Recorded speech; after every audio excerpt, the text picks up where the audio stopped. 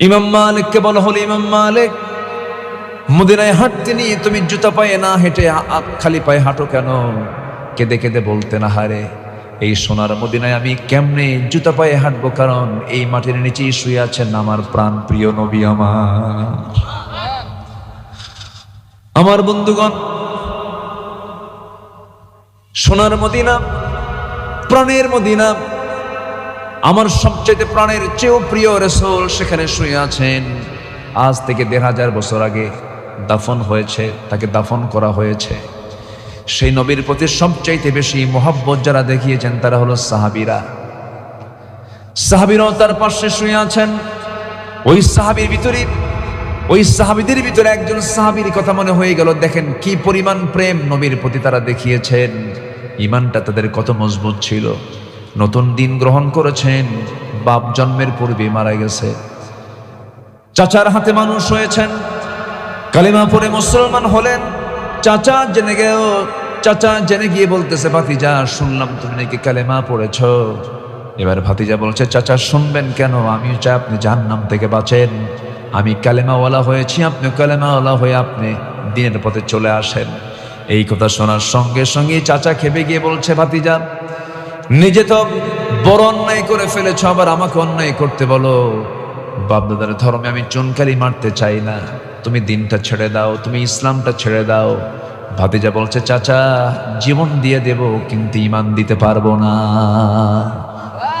জোরে বলুন সুবহানাল্লাহ। জীবন দেব, কি দেব না? ঈমান দেব না। চাচা খেপে গিয়ে রেগে গিয়ে থাপ্পড় মেরে জমিনে ফেলে দিল।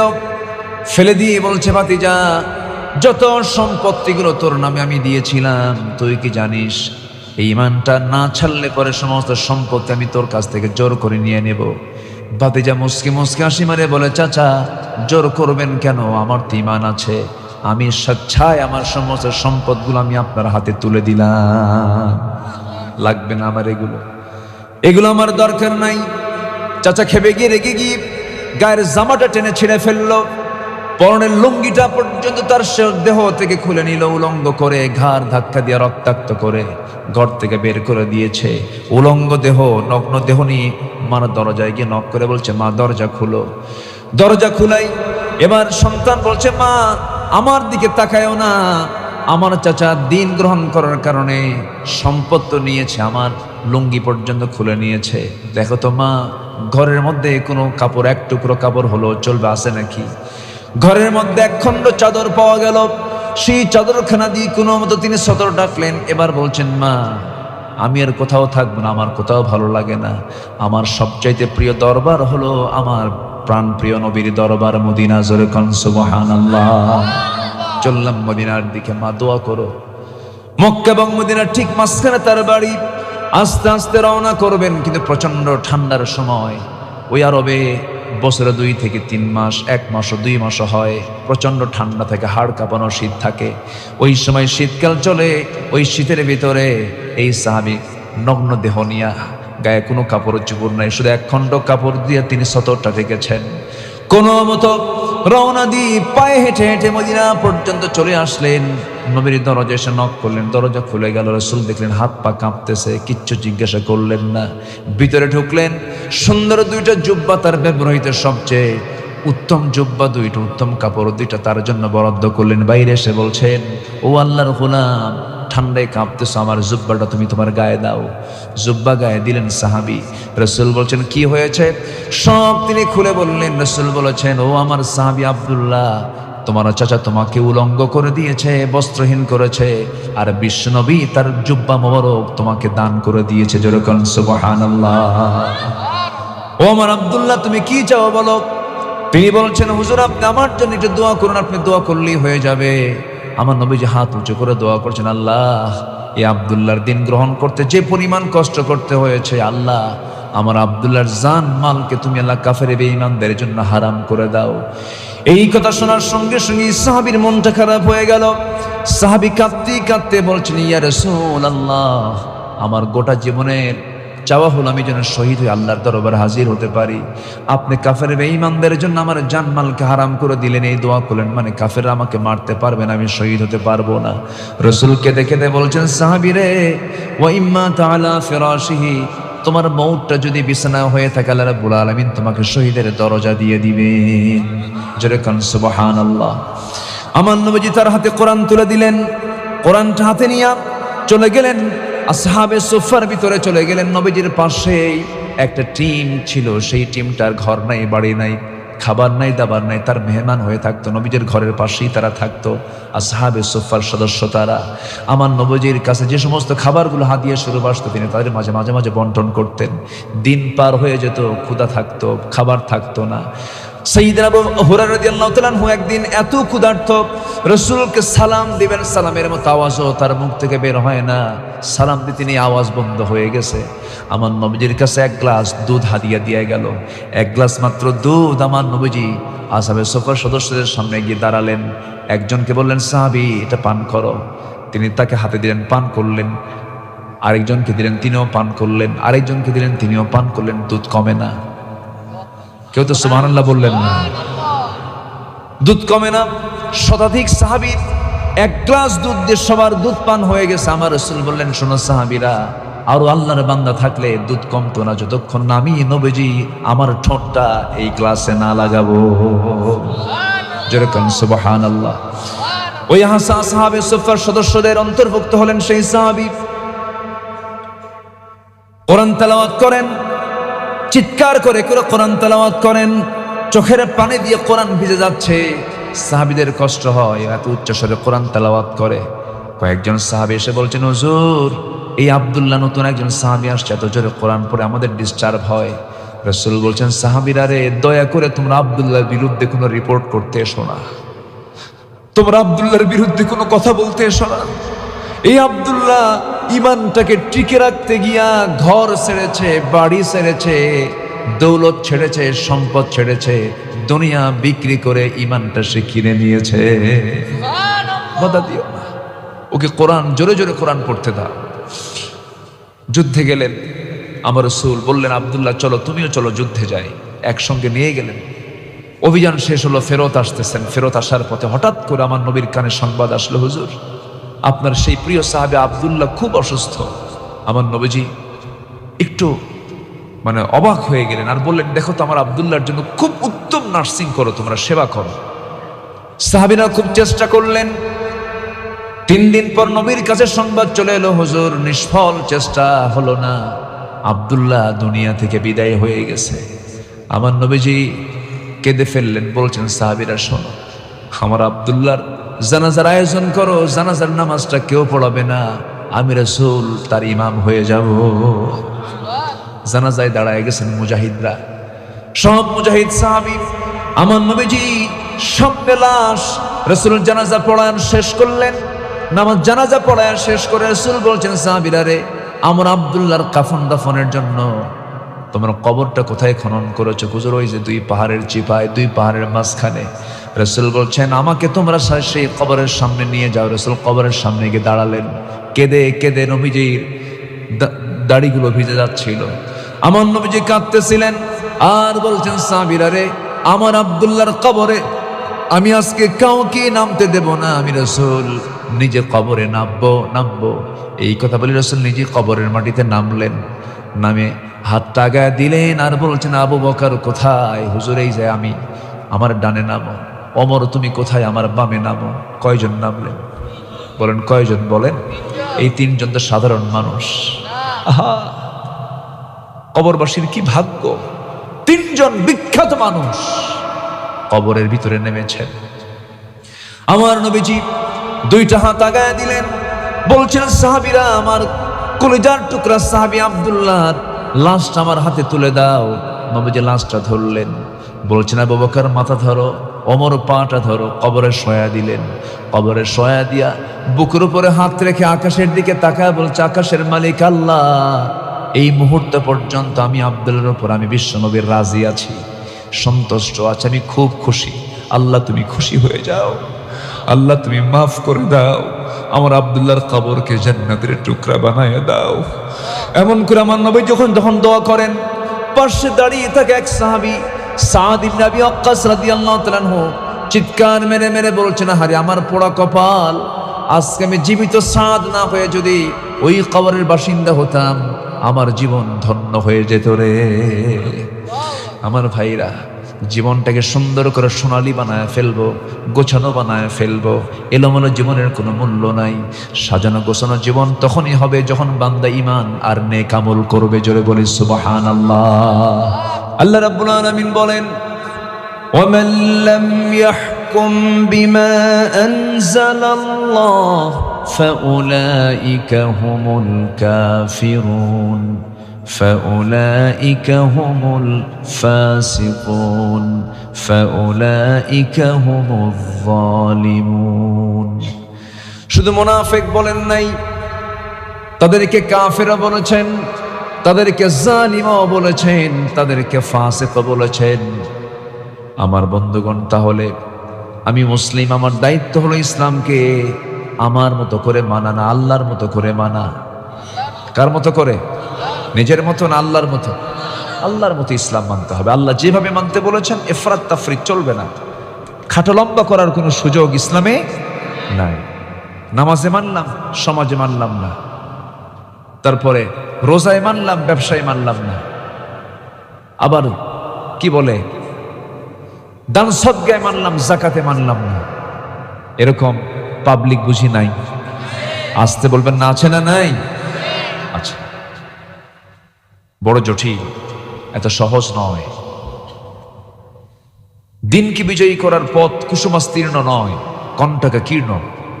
অনেক বাধা বিপত্তি অতিক্রম করে সামনের মনজিলে মকসিদে আমাদেরকে বসতে হবে। সামনে এখনো অনেক চড়াই উতরাই পেরিয়ে সামনের দিকে যেতে হবে। আমার আপনার সামনে মুনাফিকরা ঘুরঘুর করতেছে, ঠিক কিনা বলেন? ঘোরাফেরা করছে। ওরা মাহফিল চায় না, মাহফিল করলেই তো সমস্যা। কোরআনের হক কথা শুনলেই তো চান্দাবাজি বন্ধ। আসতে কন কেন? আসতে কন কেন? সম্মানিত ভাইয়েরা, আসুন আমি মূল আলোচনার দিকে আস্তে আস্তে চলে যাচ্ছি। অনেক কথা আছে, আমাকে সময় দেবেন তো? সবাই সবাই রাজি আছেন তো ইনশাআল্লাহ? আল্লাহ কবুল করুন, জোরে বলি আমিন। আসুন আমরা ধীরে ধীরে আলোচনার দিকে চলে যাচ্ছি। আমরা সময়কে কোনো ক্রমেই নষ্ট করব না, শুধু মাহফিলে নয়, সব জায়গাতে আমরা সময়কে কাজে লাগাবো। জোরে বলি ইনশাআল্লাহ। যে সময়কে কাজে লাগায় সে হলো প্রকৃত আল্লাহর মানে অরিজিন বান্দা। যে ব্যক্তি সময়কে নষ্ট করে, ওর চাইতে বড় গুনাহগার পৃথিবীতে আর হতে পারে না। ঈমানদার কখনো সময়কে নষ্ট করতে পারে না, কারণ এই পৃথিবীতে সবচেয়ে মূল্যবান জিনিস হচ্ছে সময়, টাইম। টাইমকে নষ্ট করা যাবে না। কিভাবে আপনি কাজে লাগাবেন? আল্লাহ রাব্বুল আলামিন বলেন, হুয়াল্লাযী খালাকাল মাউতা ওয়াল হায়াতা লিয়াবলুয়াকুম আইয়ুকুম আহসানু আমালান ওয়া হুয়াল আজিজুল গফুর। জোরে বলুন আল্লাহু আকবার। তিনি সেই মহান সত্তা যিনি মৃত্যু এবং জীবন সৃষ্টি করেছেন, যেন তিনি বুঝে নিতে পারেন তোমাদের ভেতরে কোন কোন বান্দাগুলো নেক আমল করে যেতে পারে। নেক আমল করার জন্য দুনিয়াতে এসেছি আমরা। এই জন্য আমরা কোনো কাজ করতে গেলে আমরা যেমন লস চাই না, লাভ চাই। আল্লাহ রাব্বুল আলামিন বান্দাকে বলছেন, বান্দা এমন কিছু কাজ আমি তোমাকে শেখায় দেব, যে কাজগুলো করলে তোমার কখনো লস হবে না, লাভবান হয়ে যাবে। তবে হ্যাঁ, সফলতার জন্য, সেই লাভের জন্য কিছু শর্ত আছে। সেই শর্ত যদি পূরণ করতে পারি, মহান রব্বুল আলামিন বলেন, আমি তোমাকে মহা সাফল্য দান করে আমি তোমাকে জান্নাত নামক নিয়ামত বুঝাইয়া দেব। জোরে বলে সুবহানাল্লাহ। সেই সফলতার শর্তগুলো কি আমরা কি শুনতে রাজি আছি ভাই? মোটামুটি 9টা শর্ত আছে। কয়টা শর্ত আছে বলেন তো? 9টা শর্ত। গোটা কোরআন থেকে একটু খুঁজে খুঁজে আমি বের করেছি। ঘটনা কি হলো? ও, এইগুলো ফাটতেছে, এগুলো ফাটার জন্যই রাখছে। মাঝে মাঝে ফাটবে, হুজুর থামবে, এরকম। ডিজাইন করেছে তারা, জাস্ট ডিজাইন। ডিজাইন যদি বিপদ হয় তাহলে তো মুশকিল, অন্য কিছু দেওয়া লাগতো। আর যেন না ফাটে দোয়া করে নাকি না, ওই যে একটু ডিস্টার্ব হয়, এটা শব্দ তো। সাইয়েদনা ওমর ফারুক রাদিয়াল্লাহু তাআলা আনহু রাতের আধারে খালি পায়ে হাঁটতেন। বলা হলো আপনি খালি পায়ে হাঁটেন কেন? উনি বললেন যে এই যে রাস্তার যে পাথরগুলো আছে আর আমার জুতার যে খড়ম, জুতার সাথে পাথরের আঘাত লাগলে কি হবে? শব্দ হবে। এই শব্দে আমি রাস্তায় হাঁটবো, আর আমার নাগরিকরা যদি ঘুম ভেঙে যায় কিয়ামতের দিন কি জবাব দেবে? এই জন্য আমি ওমর খালি পায়ে হাঁটি, জনগণের জন্য ঘুমের কষ্ট না হয়। তাহলে ফাটাফাটি রাখা যাবে? রাখা যাবে না, শব্দ দূষণ। আমার দিকে তাকান, কষ্ট পাচ্ছেন নাকি আপনারা? আল্লাহ কবুল করুন, জোরে বলি আমিন। আমরা সফল হতে চাই, কার পরামর্শ নেব আমরা? কার পরামর্শ? তবে আল্লাহ রাব্বুল আলামিন আরেকটা আয়াতে তিনটা কথা বলেছেন, তিনটা কাজ যদি করো কখনো লস হবে না, সব সময় তুমি লাভবান হয়ে যাবে। আল্লাহ রাব্বুল আলামিন সুন্দর করে বলেন, ইন্নাল্লাযীনা ইয়াতলুনা কিতাবাল্লাহ ওয়া আকামুস সালাতা ওয়া আনফাকু মিম্মা রাযাকনাহুম সিররান ওয়া আলানিয়াতান ইয়ারজুনা তিজারাতান লান তাবুর। সূরাতুল ফাতির আল্লাহ রাব্বুল আলামিন বলেন, তিনটা কাজ যারা করবে, আল্লাহর কালামকে যারা তেলাওয়াত করবে, নাম্বার 2 হলো যারা নামাজ কায়েম করবে, নাম্বার 3 হলো যারা গোপনে প্রকাশ্যে আল্লাহর পথে যারা খরচ করবে। এই তিনটা কাজ আছে যার, তার কখনো লস নাই। জোরে কোন সুবহানাল্লাহ। তেলাওয়াত, নামাজ কায়েম আর আল্লাহর পথে দান, এই তিনটা কাজ করলে আল্লাহর পরামর্শ হলো তার কোনো লস নাই। আল্লাহু আকবার বলেন। তেলাওয়াত, এই দেশে কি তেলাওয়াত আছে? কই? এখানে বসে আছেন যারা, আমি যদি বলি কোরআন থেকে সহি করে পড়তে পারবেন, সবার হাত কি উঠবে? উঠবে না। শুধু এখানে কেন, গোটা দেশেই তো উঠবে না। 20 কোটি মুসলমানের বসবাস যে দেশে, মাত্র 40 থেকে বড় জোর 50 লক্ষ মুসলমান কোরআনকে শুধু সহি করে পড়তে পারে, মাত্র 50 লাখ। আর বাকি এই বিশাল জনগোষ্ঠী কোরআন থেকে সহি করে পড়তে পারে না। কোরআন সহি না হলে নামাজ সহি হয়? আস্তে নামাজ সহি হয়। অথচ কোরআন সহি করে পড়া সবার জন্য কি? আরো জোরে বলেন। কোরআন সুন্দর করে সহি শুদ্ধ করে কোরআন তেলাওয়াত করা সবার জন্য কি? ডাক্তার কি সবার জন্য হওয়া ফরজ? ডাক্তার সবাই হলে রোগী থাকবে কই? ডাক্তার সবাই হবে না, ইঞ্জিনিয়ার সবাই হবে না, কিন্তু কোরআন সহি করে শেখা সবার জন্য কি? ফরজ। নামাজে কি লাগে? কোরআন না। আজকে আমার দেশে 54 বছর হলো দেশ স্বাধীন হয়েছে, মিনিস্ট্রি অফ এডুকেশন ছিল, শিক্ষা মন্ত্রণালয় ছিল, অনেক কিছুই ছিল, একটি বৃহৎ বাজেট শিক্ষা খাতে ব্যয় হওয়ার পরেও আজকে বাংলাদেশের একটি সিংহভাগ অংশ, বিশাল একটি অংশ ন্যূনতম নামাজ আদায়ের জন্য যে কোরআন সহি করে পড়ায়, এতটুকু শিক্ষাও জাতি অর্জন করতে পারে নাই। অর্থাৎ এখান থেকে প্রমাণিত হয় শিক্ষা মন্ত্রণালয়গুলো ছিল ব্যর্থ, ঠিক কিনা? ব্যর্থ।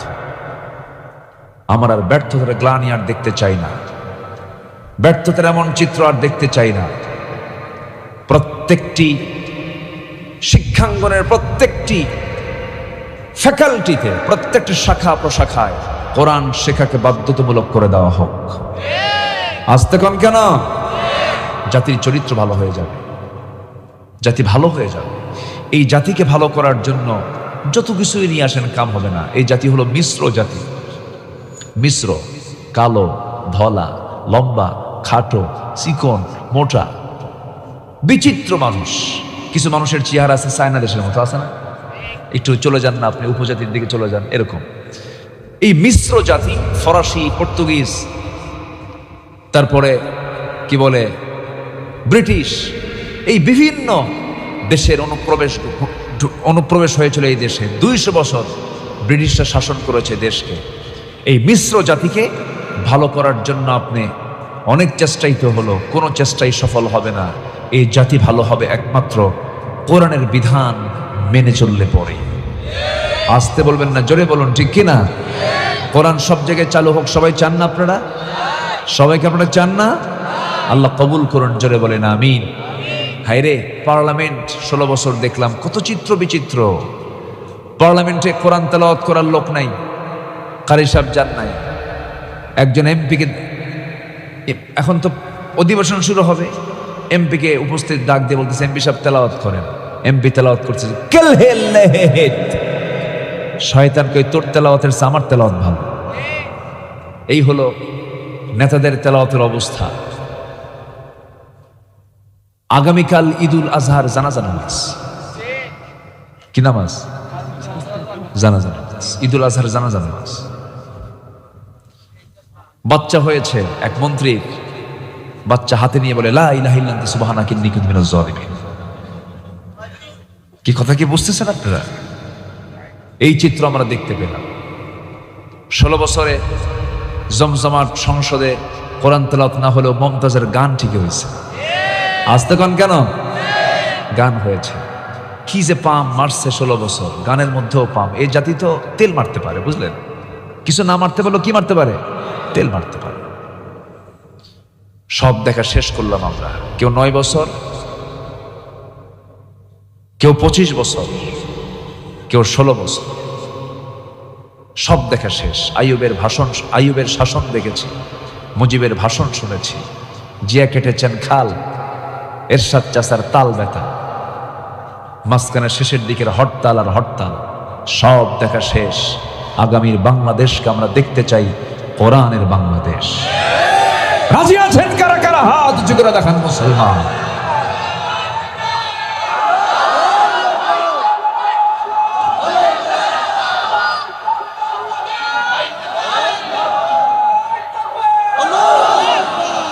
আল্লাহ কবুল করুন, জোরে বলি আমিন। আজকে দেখি আলোচকের মুখেও মাইক, শ্রোতার মুখেও মাইক। বিশাল ব্যাপার, মাশাআল্লাহ। আল্লাহ কবুল করুন। এটা সাতক্ষীরাতেই সম্ভব। খুব ভালো আপনারা। আমরা কি সফল হতে চাই? তো নাকি সফল হতে চাই? 9টা শর্ত। কয়টা শর্ত? 9টা। একটাও কি কইছি? একটাও বলিনি, কেবল শুরু। নুরু শুরু। আলহামদুলিল্লাহ। কোরআন তো দরিয়া, অনেক বড় আলোচনা কোরআনের। তলাবিহীন, তলাহীন একটা সাগর, যার কোনো তলা নাই। যেরকম সুবহানাল্লাহ, বিশাল একটা কিতাব এটা।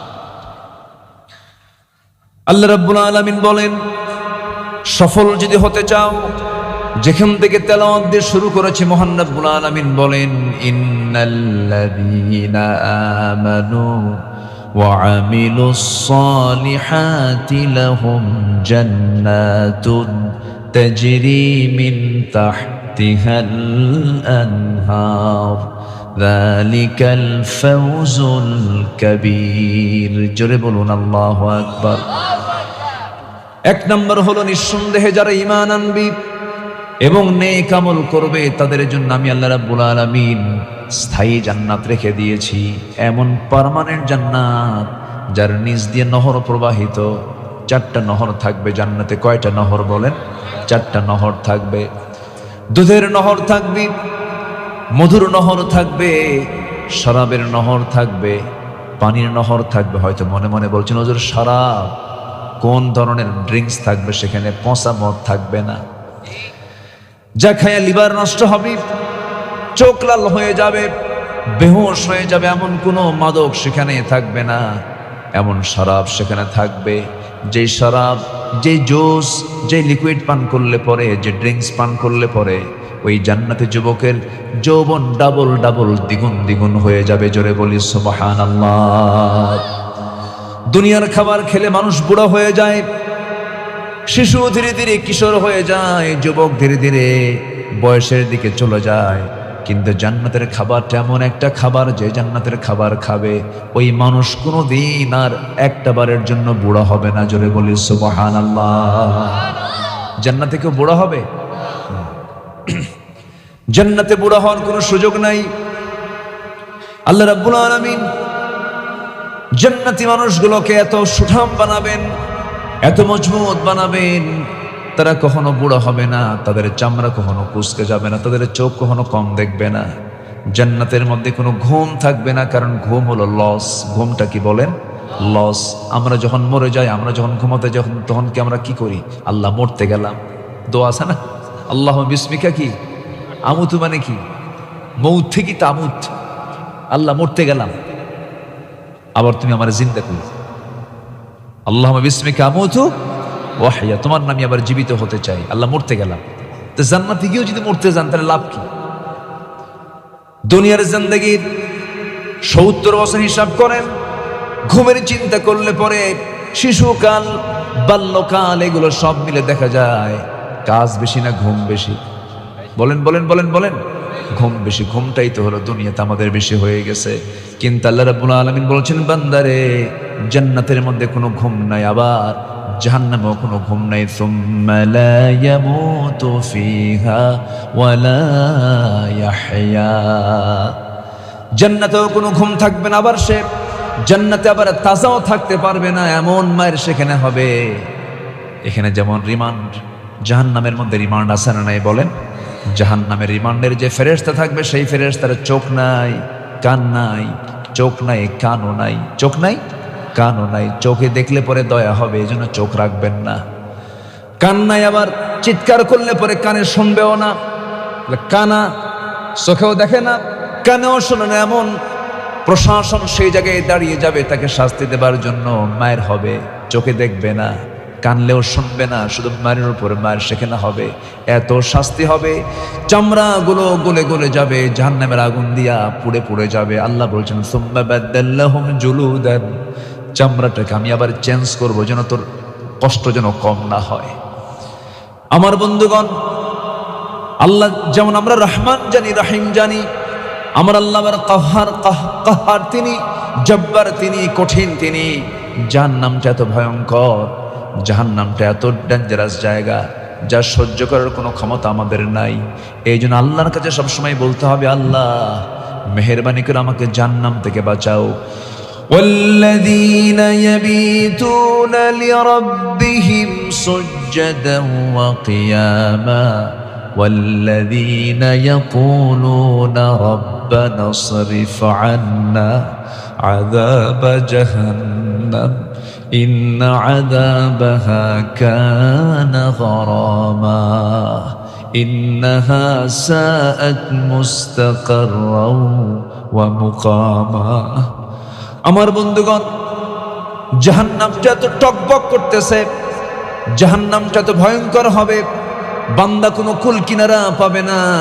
জাহান্নামটা এত ভয়ঙ্কর হবে, এত বড় হবে। এই যে বিশাল সূর্য দেখতে পাচ্ছেন, এই সূর্যটা জাহান্নামের মুখে যদি নিক্ষেপ করে দেওয়া হয়, অবলীলা এই সূর্য জাহান্নামের মধ্যে হেরে যাবে। এত ভয়ঙ্কর সেই জাহান্নাম।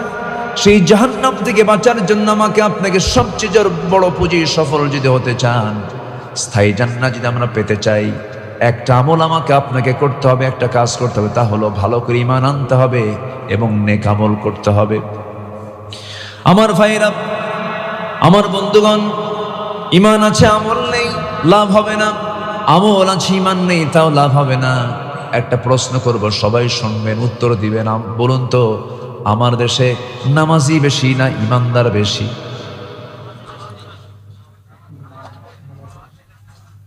ভালো করে বলেন, নামাজি বেশি না ঈমানদার বেশি? নামাজ না পড়ি ঈমান আছে বলে, এরকম বলে? নামাজ না পড়ি ঈমান আছে। এখন বলেন, নামাজি বেশি না ঈমানদার বেশি? ঠিক আছে না? ঈমানদার বেশি। নামাজ নাই কিন্তু ঈমান আছে, এবং চাপাও খুব শক্ত, এত শক্ত চাপা, চাপার উপরে ট্রাকের চাকা পড়লেও চাপা ভাঙ্গে না, এত শক্ত চাপা। নামাজ পড়ে না কিন্তু হিম্মত দিয়ে বলে আমি মুসলমান। অথচ আমার নবী বললেন, আল ফারকু বাইনাল মুমিন ওয়াল কাফির তারকুস সালাহ। মুমিন এবং কাফিরের মাঝে পার্থক্য সৃষ্টিকারী হলো নামাজ। নামাজ পড়বে মুমিন, নামাজ না পড়বে সে কাফির। আল ফারকু বাইনাল মুমিন ওয়াল কাফির তারকুস সালাহ। মান তারাকা সালাতান মুতাআম্মিদান ফাকাদ কাফার, যে ব্যক্তি ইচ্ছাকৃত এক ওয়াক্ত নামাজ ছাড়লো সে যেন কুফরি করলো। আমার বন্ধুগণ, আমার আল্লাহ সবচেয়ে বেশি ক্ষেপে যান, সবচেয়ে বেশি রেগে যান বান্দা যখন কি করে বলেন? নামাজ ছেড়ে দেয়। জাহান্নামে যাওয়ার এক নাম্বার কারণ কি বলেন? যারা নামাজ, এক নাম্বার কারণ কি বলেন? নামাজ। তাহলে আমার দেশে এখন সবচেয়ে বড় অপরাধ হচ্ছে কি বলেন? বলেন কি ছেড়ে দেওয়া? নামাজ ছেড়ে দেওয়া। তাহলে এই দেশের এখন যত অপরাধ আছে আল্লাহর দৃষ্টিতে আখিরাতের জন্য বাংলাদেশে ধরুন আজকে যত অপরাধ হয়েছে সবচেয়ে বড় অপরাধ হলো কি অপরাধ বলেন? নামাজ ছেড়ে দেওয়া। আচ্ছা বলেন তো, নামাজ ছেড়ে দেওয়ার মতো এত বড় অপরাধকে নিয়ে সব দল কি চিন্তা করে? আস্তে সব দল কি চিন্তা করে? কিন্তু কিছু দল আছে চিন্তা করে, আছে কিনা বলেন? আছে কিনা বলেন? সেটা কি অন ইসলামী দল না ইসলামী দল? অন ইসলামী দল না ইসলামী দল? আপনি কেমন মুসলিম আপনি ইসলামী দল করেন না? আপনার মুসলমানিত্ব থাকতে পারে না। সোজা কথা। তাহলে আমার দেশে এমন কিছু দল আছে যে দল এত বড় একটা অপরাধ নামাজ নিয়ে তাদের কোনো চিন্তা নাই, জনসভার ডাক দেয়, নেতা হাজির হয়ে যায়, শত শত নেতা মঞ্চে দাঁড়ানো বক্তৃতা দিচ্ছে, লক্ষ লক্ষ কর্মী জনসভায় হাজির হয়ে গেছে, বিশাল বড় মাঠ ভরে গেছে। জোহরের আজান হয়ে গেল, নামাজের খবর নাই। আসরের আজান হয়ে গেল, নামাজের খবর নাই। তাদের দলীয় যে কর্মসূচি, যে কার্যসূচির ভিতরে নামাজের কোনো এজেন্ডা নাই। 20 মিনিটের জন্য নামাজের বিরতি এমন কোনো কথাও নাই। যে দল করতে গেলে দলের নেতার নামাজের খবর থাকে না, নামাজের কোনো কর্মসূচিও থাকে না, সেই দলের নেতৃত্বকে মানা যাবে না। আর সেই সমস্ত বেনামাজি নেতৃত্বের মুখে আমরা জুতা মারি, থুতু মারি। দরকার নেই, খামাখা জাহান্নাম যাবো কেন? ওই দল করে জাহান্নাম যাওয়ার দরকার আছে? আস্তে জাহান্নাম যাওয়ার দরকার আছে? রাগ করতেছেন মনে হয় আপনারা। হুজুর এগুলো কি কন? এগুলো তো শুনতে আসি নাই, এগুলোই শুনতে হবে। জাহান্নাম থেকে বাঁচতে হবে ভাই। সবচেয়ে বড় চ্যালেঞ্জ হলো জাহান্নাম থেকে বাঁচা। জাহান্নাম থেকে বাঁচা মানে আপনি সফল। ফামান যুহজিহা আনিন নার ওয়া উদখিলাল জান্নাহ ফাকাদ ফাজ। জাহান্নাম থেকে বেঁচে যে জান্নাতে ঢুকলো সেই তো সফল। আল্লাহু আকবার। এজন্য জান্নাতে আমাকে ঢুকতেই হবে, জান্নাতে আমাকে প্রবেশ করতেই হবে। সবাই কি জান্নাতে যেতে রাজি আছেন? সবাই কি জান্নাতে যেতে রাজি আছেন? জাহান্নাম থেকে বাঁচার জন্য যে কাজগুলো তা করতে হবে। জাহান্নাম থেকে বাঁচার জন্য এক নাম্বার কাজ হলো, বলুন কি? বলুন বলুন বলুন বলুন। সবাই কি নামাজ 5 ওয়াক্ত পড়তে রাজি আছেন তো ইনশাআল্লাহ? যার বউ নামাজ পড়ে না কি করবেন বলো? কি কইলো? হায় হায়, এই তো অ্যাকশন, এই তো কঠিন অবস্থা। মারবেন বউরে? একটু দাওয়াত দেন, একটু বুঝাবেন যে তুমি নামাজ পড়ো, আমিও নামাজ পড়ি। একটু দাওয়াত দেন। আগে পিটবেন? এটা কেমন কথা? আগে মারা যাবে না তো? আগে কেন? পরেও মারা যাবে না। হয়তো ভাববেন যে হুজুর তো আবার পরে এবার মারতে কইছে, মারব। আগেও না পরেও না। বউকে মারবেন কেন? সন্তানগুলোর সামনে বউকে মারবেন, সন্তান আপনাকে ভালো বলবে? আস্তে ভালো বলবে? বলেন তো ভালো বলবেন। এটা খুব ছোট কাজ। মেরে আপনি মানুষকে ভালো করতে পারবেন না, তো আদর করে ভালো করতে পারবেন। সুবহানাল্লাহ বলবেন না? একটু আদর দেন। মানুষ তো আদর চায়, মানুষ ভালোবাসা চায়, মহব্বত চায়। অন্যের বউ না, কিন্তু নিজের বউ, এটা যেন মনে থাকে। আবার একটু কান লাগান। তাহলে বউ নামাজ পড়ে না বলবেন, রাজি আছেন তো সবাই? ছেলে স্কুলে যায় কি যায় না, এটা আগে না নামাজ পড়ে না কোনটা আগে বলেন? আগে কোন খবর নিবেন? স্কুলে যাওয়ার, মাদ্রাসায় যাওয়ার, না নামাজের? কিসের খবর আগে? নামাজ দিয়ে সাজান সবকিছু, দেখবেন সব ঠিক হয়ে গেছে। ফজরের মুসল্লি নাই, ফজরে মুসল্লি পাওয়া যায় না। মসজিদ পাকা পাকা, শীতাতপ নিয়ন্ত্রিত, টাইলস বানানো, চকচকা মসজিদ, আজানের সুমধুর, মুসল্লি নাই। মুসল্লি 3 জন, ইমাম, মুয়াজ্জিন, খাদেম। যদি এদের চাকরি না থাকতো এই 3টাও থাকতো। বাস্তব বলছি, বাস্তব বলছি। জীবনযাত্রা, মানুষের লাইফ স্টাইল তো চেঞ্জ হয়ে গেছে। মানুষ ঘুমাতে যায় রাত 3টার দিকে, বলেন ঘুমাতে যায় কটার দিকে বলেন? আচ্ছা, ছাগল আগে ঘুমায় না কুত্তা আগে ঘুমায়? আস্তে কয়, আস্তে কয়, আস্তে কয়। ঘুমটা কার আগে বেশি বলেন? ছাগল আগে ঘুমায় না কুত্তা আগে ঘুমায়? কুত্তা কি রাতে ঘুমায়? কুত্তা কি করে? সারা রাত। আর যে ছাগলটা খাওয়া হালাল, সেটা একদম ইমানদার মুমিন বান্দার মতো সে সময় মতো আগের বেলায় সে ঘুমিয়ে পড়ে এবং ঠিক ফজরের সময় সে আওয়াজ দিয়ে মালিককে উঠায় বলে নামাজ পড়ে। সুবহানাল্লাহ বলবেন না? কুকুরটা সারা রাত জেগে থাকে আর দিনের বেলা কি করে কন্ত? ঘুমায়। তো এই চরিত্র যদি রাখেন, মাশাআল্লাহ, ভালো কুত্তা চরিত্র। এটা কি চরিত্র? কুকুর চরিত্র।